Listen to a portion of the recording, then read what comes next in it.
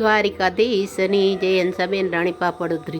આ તુલસી વિવાહમાં માંડવાની તૈયારી કરેલી છે મંડપની, તો એનો શણગાર તમને બતાવીએ. ઘરે દેશી ભાતીગળથી એનો શણગાર બનાવેલો છે.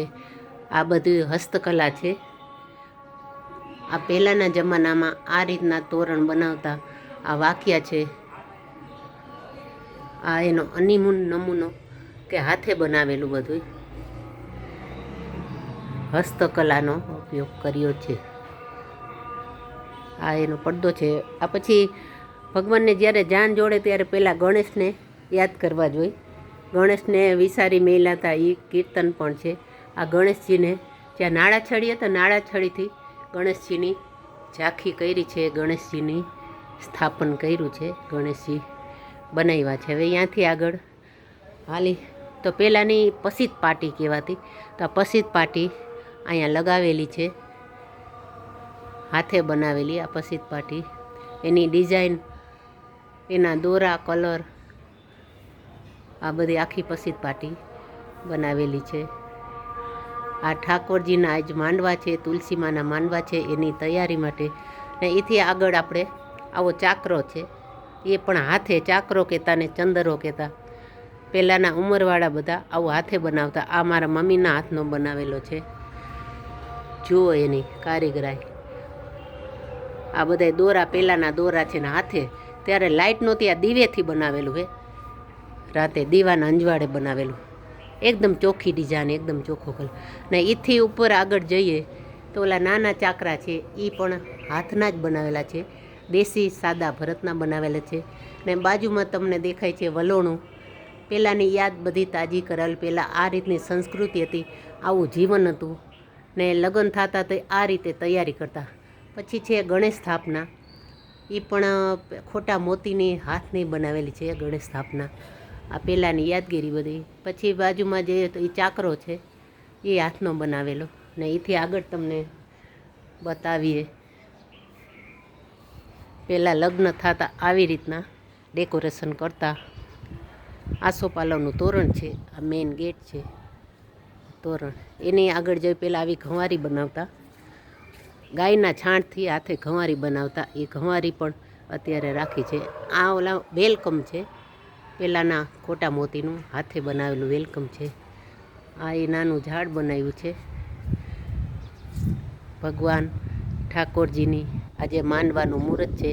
4 વાગે આ બધું હાથે શણગારેલું ડેકોરેશન આ તમને બતાવીએ. આ કોઈ વસ્તુ તૈયાર લીધેલી નથી, આ બધી હાથે જ કરેલી છે. એથી આગળ આ બધી કૂડી છે એ હાથે ડિઝાઇન કરી અને હાથે જ આ શણગાર્યું છે.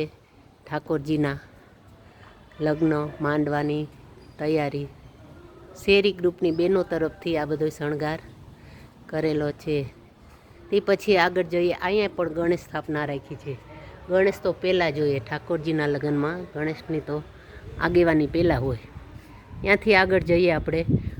અહીંયા છે તુલસીમાનું સ્થાપન. આ તુલસીમાનો માંડવો બતાવીએ. હવે આવે છે આ ઠાકોરજીનો. બાજુમાં ઠાકોરજીનો માંડવો રાખ્યો છે. અહીંથી જાન આવશે આ શેરી ગ્રુપ તરફથી. આ એનો નજારો જુઓ તમે. આ ઠાકોરજીના ઘરનો નજારો. આ એને શણગાર્યું છે બધું. થોડા અંદર જઈને બતાવીએ. આ ઠાકોરજીના લગ્નમાં દરવાજો ખોલીને આ કનૈયાની જાન અહીંથી આવશે. આ એની માંડવાની તૈયારી. આ કનૈયાની ઠાકોરજીની તુલસી વિવાહમાં શાલિગ્રામની ખુશ્બુબેન.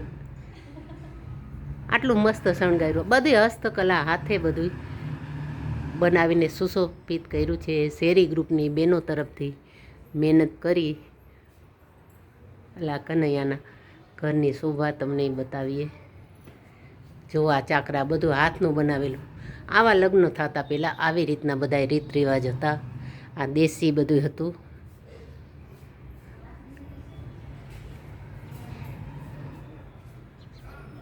આ એનો પૂરેપૂરો આખા કનૈયાની જાન આથી નીકળવાની છે. હવે અહીંયાથી આગળ તમને બતાવીએ. ગેટ તરફ જઈએ. આ શેરી ગ્રુપની બહેનો તરફથી, આ શેરી ગ્રુપ તરફથી આયોજન કરેલું છે. આ મંડપ શણગારેલો.